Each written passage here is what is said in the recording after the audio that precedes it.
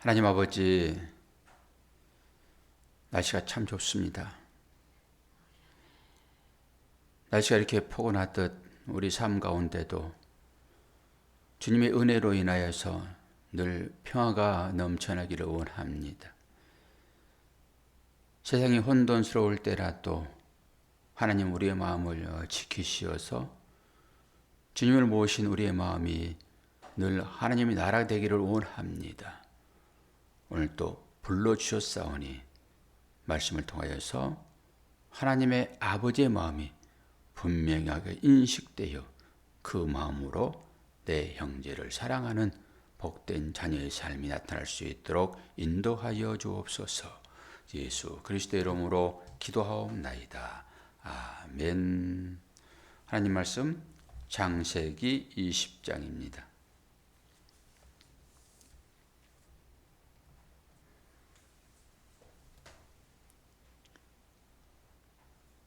18절까지를 제가 봉독하겠습니다.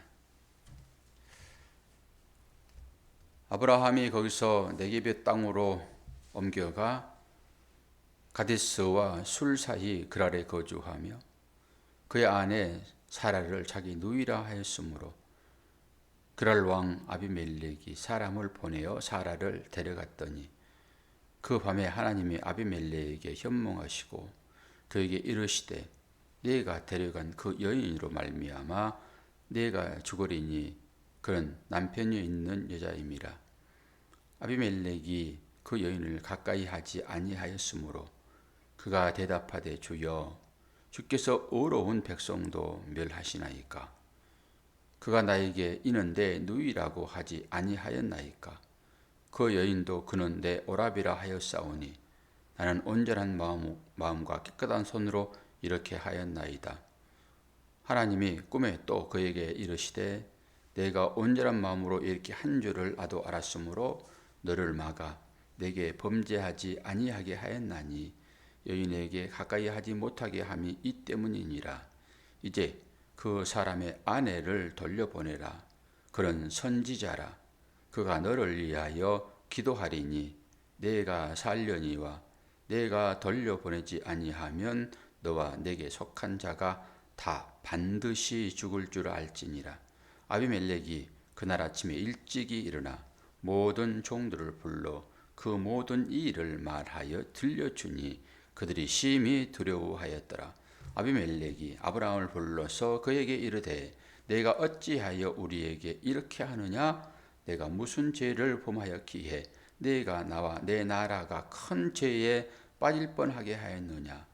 내가 합당하지 아니한 일을 내게 행하였도다 하고 아비멜렉이 또 아브라함에게 이르되 내가 무슨 뜻으로 이렇게 하였느냐? 아브라함이 이르되 이곳에는 하나님을 두려워함이 없으니 내 아내로 말미암아 사람들이 나를 죽일까 생각하였으며 또 나는 정말로 나의 이복 누이로서 내 아내가 또 그는 정말로 나의 이복 누이로서 내 아내가 되었음이니라. 하나님이 나를 내 아버지의 집을 떠나 두루 다니게 하실 때에 내가 아내에게 말하기를 이후로 우리의 가는 곳마다 그대는 나를 그대의 오라비라 하라. 이것이 그대가 내게 베풀 은혜라 하였노라. 아비멜렉이 양과 소와 종들을 이끌어 아브라함에게 주고 그의 아내 사라도 그에게 돌려보내고 아브라함에게 이르되 내 땅이 내 앞에 있으니 내가 보기에 좋은 데로 거주하라 하고 사라에게 이르되 내가 은 1000개를 내 오라비에게 주어서 그것으로 너와 함께 한 여러 사람 앞에서 내 수치를 가리게 하였노니 내 일이 다 해결되었느니라. 아브라함이 하나님께 기도하며 하나님이 아비멜렉과 그의 아내와 여종을 치료하사 출산하게 하셨으니 여호와께서 이왕에 아브라함의 아내 사라의 일로 아비멜렉의 집의 모든 태를 닫으셨음이더라. 아멘. 제가 제목을 어떻게 지은 줄 아세요? 제목을 하나님의 위기 그리고 물음표까지 했습니다. 하나님의 위기. 우리가 이 말씀을 보면서 어떤 생각이 딱 듭니까? 앞에도 바로 이게 나오잖아요. 아브라함이 자기 아내를 한번 팔았잖아요. 근데 지금 두 번째 또 팔죠. 아브라함이 지난번에는 중보기도를 해서 조카 롯이 멸망받을 그곳에서 나오잖아요. 아브라함을 되게 중요한 인물로 우리가 칭찬을 많이 했죠. 아브라함을. 근데 아브라함의 또 행태를 보게 되면은 엄청난 일을 지금 하고 있는 거잖아요. 이 두 가지 면을 늘 같이 볼 수 있어야 돼요. 사도 바울도 우리 마음 가운데 두 마음이 있다라고 얘기를 하잖아요. 내 속사람은 하나님의 법을 따라 살고 싶으나 내 겉사람, 내 육신이 나를 사로잡는구나. 이런 얘기를 한 것 보면은 이 땅에 육신을 입고 있는 모든 사람들은 이 두 마음을 가지고 있다라고 보면 돼요. 그러니까 성경을 통해 가지고 사람들이 어찌했는가 여기에 초점을 맞추게 되면은 다 실족해버리고 맙니다. 아니 성경의 위대한 인물들도 이렇게 하나님이 허락지 않는 일들을 행함으로 이 아비멜렉도 이 아브라함 때문에 죽을 뻔했잖아요. 나라가 멸망할 뻔했잖아요. 아브라함 때문에. 그래서 이런 것을 보면 되지 않고 하나님의 마음을 볼 수 있는 그 시선이 우리한테 필요합니다. 그래야 은혜가 돼요. 아브라함이 지금 어떤 일을 하고 있습니까? 지난번에는 바로 왕에게 아내를 한번 팔았잖아요. 오늘은 또 누구한테 팔아요? 이게 아비멜렉. 이것도 왕이잖아요, 왕. 아비멜렉. 아버지는 왕이시다 이런 거잖아요. 아버지 멜레크 왕. 아버지는 왕이시다. 다 왕들에게 파는 거예요, 지금. 왜 그래요? 자기 생명을 보존하려고 하는 거죠. 이게 인간이라는 것을 볼 수 있어야 돼요. 늘 양면성이 존재하는 인간들. 그래서 우리는 이 인간에서 시선을 누구로 향해야 돼요? 하나님께로 향해야 돼요. 그러면 긍휼을 베푸시는 그 아버지의 마음을 읽을 수 있습니다. 제목을 그래서 제가 이 제목을 이렇게 단 거예요. 하나님의 위기이시다. 아니 무슨 하나님의 전능자이신데 무슨 하나님께 위기가 있을 수 있어. 이렇게 말할 수 있잖아요. 하나님의 위기예요 지금. 하나님께서는 아브라함을 통해 가지고 새로운 역사를 지금 쓰시자고 하시는 거잖아요.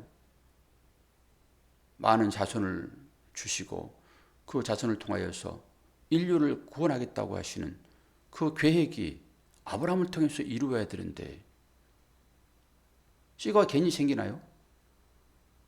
아브라함과 이 사라를 통해서만 가능한 것이잖아요. 아브라함은 아주 인간적으로 지금 일들을 하고 있는데 그래서 아비멜렉이라고 하는 엘리에셀이라고 하는 그 종을 등장을 시키고 그리고 또 아주 인본주의적인 그런 방법으로 후손을 잇겠다고 하는 그 아내의 말에 싹 넘어가 가지고 넘어간 것이 아니라 좋아했을까요? 좋아했을까요? 그리고 이스마엘을 턱 낳게 되고 그것 때문에 집안의 갈등이 또 얼마나 있었어요. 그런데 이 아브라함이 지금 다시 한번 자기 아내를 이렇게 팔아버리는 이러한 험한 일들 가운데 처해져 있는데 우리는 여기서 아브라함을 되게 한번 지탄을 할 수가 있죠. 너 어떻게 그럴 수가 있냐? 네가 인간의 탈을 쓰고 그럴 수가 있어? 네 하나의 생명을 보존하려고 그 아내를 이렇게 팔 수 있어? 이렇게 말할 수 있으나 우리는 그 시선에서 우리의 시선을 하나님께로 옮기게 되면은 하나님의 마음이 읽혀진다니까요. 딱 우리가 아브라함 같겠구나. 뭐 결론적으로는 아브라함이 모든 민족의 아버지가 되고 복의 근원이 되고 우리가 그렇게 알고 있으나 실제 아브라함의 삶을 들어서 보게 되면은 엉망진창이잖아요. 뭐 다른 거 아니 뭐 자기 조카 룻을 위하여 그렇게 다 기도한 거요. 그것도 중요한 일이기는 하지만은 자기 삶으로 들어가서 또 보니까 이런 엄청난 일들이 자행되고 있더라. 그러면서 하나님의 마음이 보여지잖아요. 하나님은 아브라함의 아내를 통해서 대를 잇게 하겠다고, 그리고 그 자녀를 통해 가지고 인류를 살려낸 방대한 계획을 가지고 계시는데, 이게 만약에 아브라함이 이 바로 왕이나 이 아비멜렉 이런 사람들은 왕이잖아요. 왕은 자기가 마음 먹은 대로 할 수 있는 거잖아요. 그래서 만에 하나 그들의 부인이 됐으면 어떻게 됩니까? 그래서 제가 하나님의 위기라고 그러는 거예요.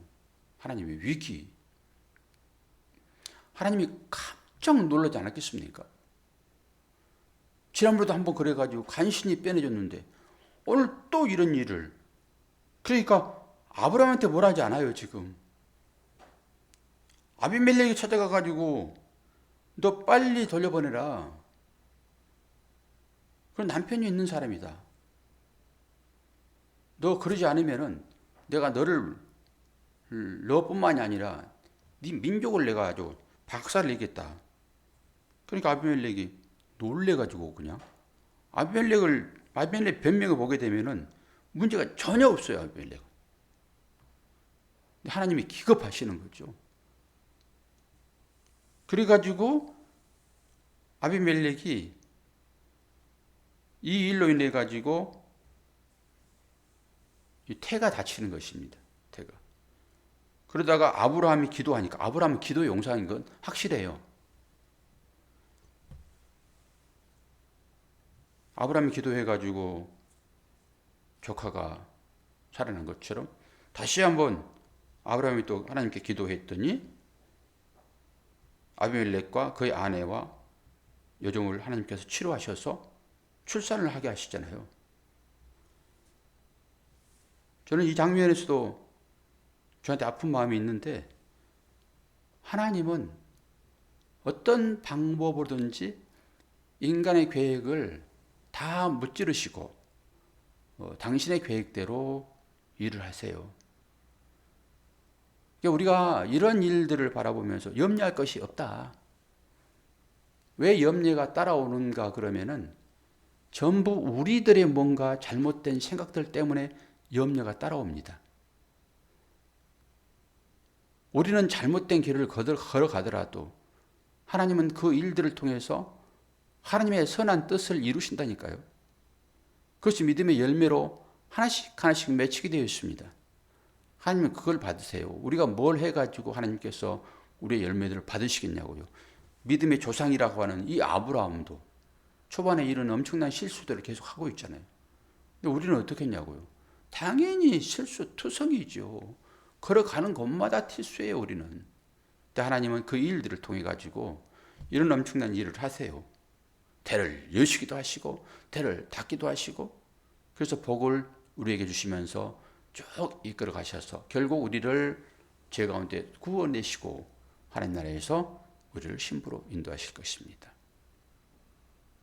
이 본문을 통해 가지고 아버지의 마음을 좀 잘 아시는 저와 여러분이 된다고 그러면은 이 땅 가운데 일어난 사소한 일들, 이건 아무것도 아닌 것입니다. 합력하여 선을 이루시는 하나님께서 우리를 좋은 쪽으로 인도하시리라고 믿습니다. 오늘 또 제가 걸어 올라오는데 불이 환하게 켜져 있어요, 복도에. 어제 마지막에 우리 김사님이 이제 가시면서 제가 마무리하고 가겠습니다. 그리고 이제 가셨는데 불이 환하게 켜져 가지고, 아니 본당에만 불을 끄고 복도에는 불을 그대로 켜놓고 가셨네. 그리고 본당도 제가 싹 문을 열었더니 본당도 환해요. 아니 다 안고 가셨네? 그랬더니 집사님이 일찍 오셔가지고 불을 다 켜놓고 올라오신 거예요. 사람은 그래요. 사람은 늘 내 생각대로 뭐가 안 돼 있으면은 다른 사람을 원망한다니까요. 그러면서 이게 이렇구나 인간이라고 하는 것이. 어제 다 불 끄고 가셨을 텐데 오시면서 이제 제가 늦게 나오니까 불 다 켜고 오신 건데 그건 까맣게 져버리고 불 켜졌으니까 아니 불도 다 하나도 안 끄셨네 복도불을. 그리고 왔다니까요. 이게 사람입니다. 너나 나나 할 거 없어요. 다 똑같습니다. 다. 그러니까 혹시나 실수한 모습들이 보일지라도 오늘 저와 같은 그런 실수를 하지 말아야 되는 거예요. 내 입장에서 보지 말고 늘 상대 입장에서 그럴 수도 있지 뭐. 그럴 수도 있지. 제가 그럴 수도 있지 그러면 어떻게 할 뻔했어요. 다 완벽하게 준비하시고 다 마무리하시고 가셨는데 그럼까지도 웃기는 거잖아요. 이게. 그 너그러운 마음들을 가지시기를 바랍니다. 그리고 어제 민주 씨에게 들었던 소식은 효주 씨가 옆구리에 뭐가 좀 잡혀가지고 수술을 해서 집에 있다고 그러니까 우리 기도하신 분들은 늘 기도를 해주시고 자그마한 것 하나라도 여러분 기도를 하셔야 됩니다. 본인에게는 그것이 제일 큰 일일 수 있고요. 그래서 아픈 마음으로 함께 기도해 주시기를 바랍니다. 기도하겠습니다. 사랑과 은혜가 풍성하신 아버지 하나님, 아버지의 사랑과 은혜를 감사합니다. 하나님은 천사를 통하여서 아버지의 뜻을 사람들에게 알리시며 늘 그들을 얼마나 사랑하고 있는지를 보여주십니다. 우리들에게 때로는 메신저를 통하여서 상대의 마음을 알 수 있는 것처럼 우리 교회 가운데도 그러한 은혜를 허락하신 것 주여 감사합니다. 효주 씨가 아픔을 통하여서 또한 하나님의 사랑을 더 깊이 인식할 수 있도록 도와주시고 세상 그 어떤 것으로도 만족함을 누릴 수 없는 우리의 마음 가운데 예수 그리스도로 인하여서 화평이 찾아오고 그것으로 만족할 수 있는 하나님의 귀한 딸 될 수 있도록 은혜 허락하여 주옵소서. 모든 성도들 새벽을 깨웁니다. 주님 만나게 도와주시고 그 안에서 하나님의 사랑을 무한히 누릴 수 있는 모두가 되도록 축복하여 주옵소서. 예수 그리스도 이름으로 기도하옵나이다. 아멘.